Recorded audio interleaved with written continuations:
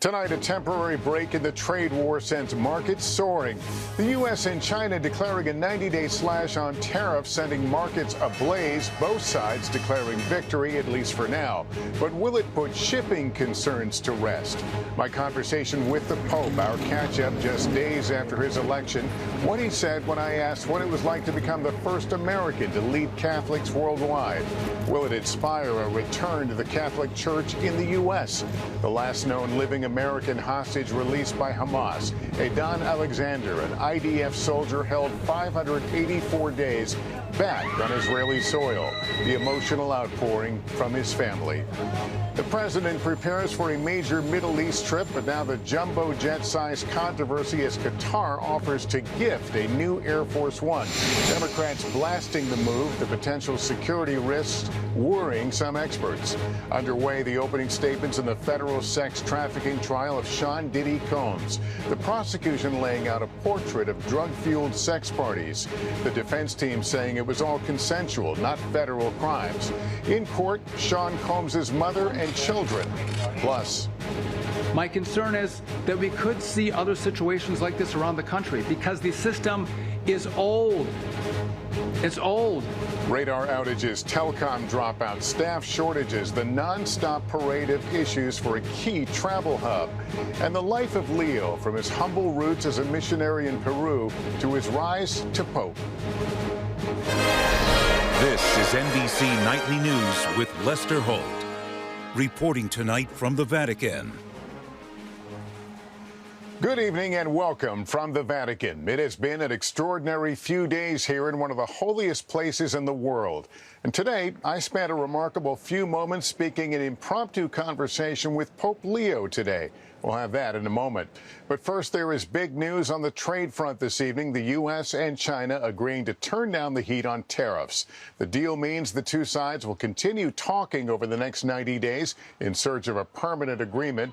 But in the meantime, the U.S. pledges to lower tariffs on Chinese products from 145% to 30%. China's bite on American goods would also lower from 125% to 10%. The stock market signaled its approval. The major indexes all surging today as hopes grew that there could be a way out of the trade war. Our Gabe Gutierrez has this report.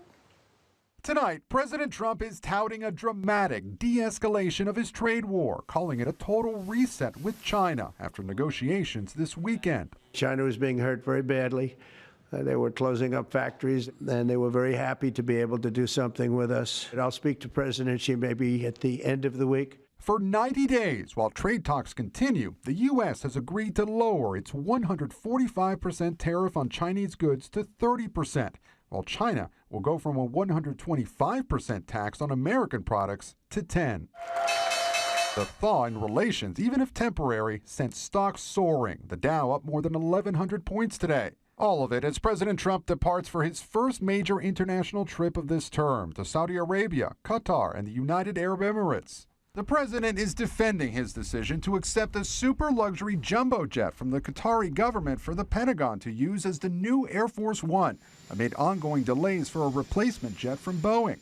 A White House official confirms these are pictures of its interior. The president says the jet will be transferred to the Trump Presidential Library Foundation when he leaves office. The White House says legal details are still being worked out on the proposed gift, while Qatar says no final agreement has been reached. I think that was a very nice gesture. Now, I could be a stupid person and say, oh, no, we don't want a free plane. We give free things out. We'll take one, too. Aviation experts tell NBC News the jet would likely have to be dismantled part by part to look for listening devices, then upgraded with expensive systems for mid-air refueling and missile defense. Democrats are blasting the proposed gift as a threat to national security. And what people will now see is the most powerful man on earth flying around in a plane paid for by a foreign government. It's disgusting. It's wildly corrupt. Also today, the president signing a sweeping executive order that he says will slash prescription drug costs for Americans by at least 50%, setting a 30-day deadline for drug makers to voluntarily lower the cost. Otherwise, the government will develop a new rule that ties the price the U.S. pays for medications to the lower prices drug companies charge in other countries. We're no longer paying 10 times more than another country. The move will likely face legal challenges, and the pharmaceutical industry says it would lead to less treatments and cures for Americans. Gabe, there could also be some movement tonight in the peace talks between Russia and Ukraine. Yes, Lester. Today, President Trump said it is possible he may fly to Turkey on Thursday to attend possible peace talks in person. Ukrainian President Zelensky says he'd appreciate it if Trump would go. Lester. All right, Gabe, thanks. Now to the latest from here at the Vatican and the encounter I had with Pope Leo himself earlier today. The Pope addressing journalists from around the world and then making time to chat with me about his historic election. It was an unexpected moment at a speech to invited international media members, Pope Leo concluding his remarks and then walking to the front rows, where we had a brief off-mic chat. I asked him about the significance of an American pope. You tell me, he said, before sharing an anecdote about an individual returning to the church because there was now an American pope. Good morning, and thank you for this wonderful reception. They say when they clap at the beginning, it doesn't matter much. If you're still awake at the end and you still want to applaud, thank you very much. Today's event itself was not a news conference, rather a timely message to the news media itself. The Pope speaking of the need to safeguard what he called the gift of free speech and of the press, remarks that drew a warm response from the invited journalists. The Pope delivering a really stirring defense of the free press, and you talked about those who have been locked up, incarcerated because of their reporting. Benedicat vos. Pope Leo has quickly embraced the role of moral authority. Dell'amato popolo ucraino. Just yesterday calling for a lasting peace in Ukraine, an end to violence and a release of hostages in Gaza. His brother John watching the Pope's first Sunday blessing as pontiff with us yesterday from a nearby rooftop. He says his brother is determined. It does seem like he was made for this moment. He knows what he's going to do. He knows what he's going to say. Others who know him say expect Pope Leo to hold his ground when he finds it necessary. Will he be afraid or bound by the risk of failure or criticism? My experience of now Pope Leo is that he's not afraid to make decisions that may be unpopular. Decisions where when he really believes that this is the right decision to make, it's very easy for him to make that decision. Now, 4 days into his papacy, Pope Leo seemed at ease today, even signing the baseball of one attendee. What did he say? He said White Sox or Cubs, and I said White Sox. Playfully donning a well-wisher's colorful sash and blessing babies. But there was a lot of business ahead. In our brief moment together, I asked him whether he has plans to return to the U.S. anytime soon. His answer, not yet. Like I said earlier, it's been an extraordinary few days here at the Vatican. We turn now to the emotional homecoming for Edan Alexander, the American kidnapped by Hamas during the October 7th terror attack, is now back with his family after a deal negotiated by the Trump administration. Hala Garani has late details. After 584 days in Hamas captivity, the emotional homecoming. Edan Alexander's mom hugging him, telling him she loves him. Edan, the last known living American hostage, tonight embracing his family. While back in Tenafly, New Jersey, his hometown, cheering at a watch party for the release of the dual U.S.-Israeli citizen. Until now that he was released on the screen, I didn't believe it would be true. The deal between the Trump administration and Hamas that led to his freedom largely bypassed Israeli Prime Minister Benjamin Netanyahu.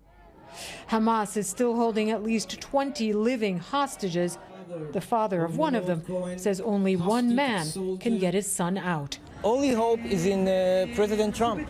We have no trust in our government. The president saying today other hostages could be next. We hope that we're going to have other hostages released too.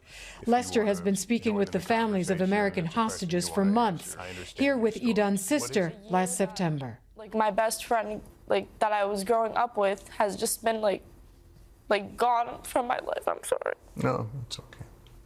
It's been very difficult. She was here tonight as he finally came home. Lester, with Hamas still holding hostages and the humanitarian situation in Gaza getting worse, the focus now turns to a potential ceasefire. President Trump is traveling to Qatar, which has close relations with Hamas, with many hoping it might lead to a breakthrough in talks. Lester? Hala, thank you.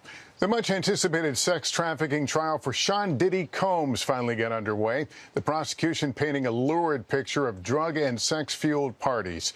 The defense saying what went on there was not federal crimes. Chloe Melas was in the courtroom and a warning some of the images and details are disturbing.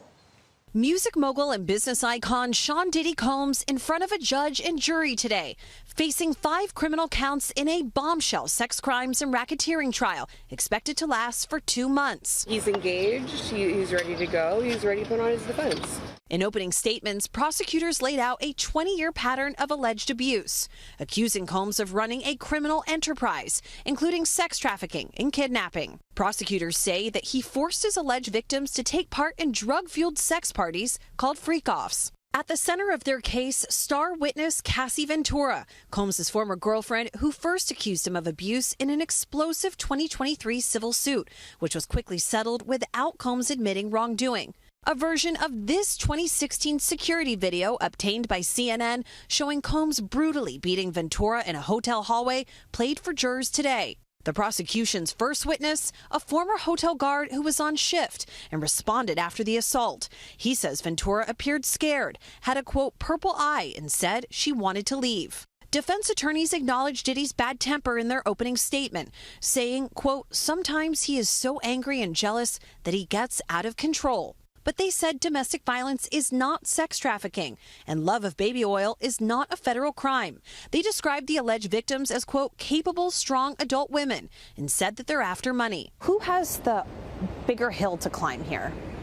Certainly the defense has the bigger hill to climb. We are going to be seeing videos, not just of beatings of a victim, but of these sexual acts. Jurors heard explicit testimony from a male escort called by prosecutors who says on multiple occasions Ventura paid him to have sex with her in front of Combs and says he witnessed Combs assault Ventura. Combs has pleaded not guilty to all of the charges. A 12-person jury made up of 8 men and 4 women will soon decide the fate of one of the most powerful men in music. And Chloe, tomorrow in court, Cassie Ventura expected to take the stand. She is in many ways at the center of the prosecution's case.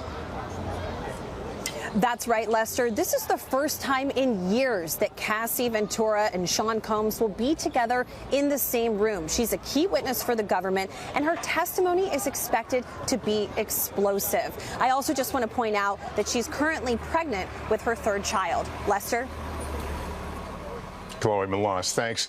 Near Washington today, a group of South Africans arrived from Johannesburg. The citizens granted refugee status here in the U.S.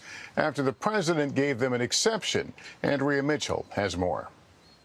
White South Africans arriving as refugees at Dulles Airport outside Washington today on a plane chartered by the State Department, a process that usually takes years, greeted by a top-ranking U.S. diplomat. Welcome. Welcome to the United States of America. And this from President Trump. It's a genocide that's taking place that you people don't want to write about, but it's a terrible thing that's taking place, and farmers are being killed. They happen to be white, but whether they're white or black makes no difference to me. The president signed an executive order in February calling them victims of unjust racial discrimination from the country's black majority, something the South African government vigorously denies. While today the administration also canceled temporary refugee status for as many as 14,000 Afghans already in the U.S., including many who served alongside the U.S. in the war. All face persecution from the Taliban if they are forced to go back. Veterans groups reacting. How do American veterans of the war in Afghanistan feel about the way their Afghan interpreters and allies are being treated? We're pissed off. This is absolutely insane that we would treat people this way. The welcome for white South Africans also in sharp contrast to another executive order the president signed the day he took office, suspending new refugee admissions for everyone else, including black Sudanese escaping genocide and Latin Americans fleeing violent gangs. Some tonight question whether Elon Musk played a role in winning refugee status for his fellow white South Africans, because he has repeatedly posted on his platform X about their plight. Lester.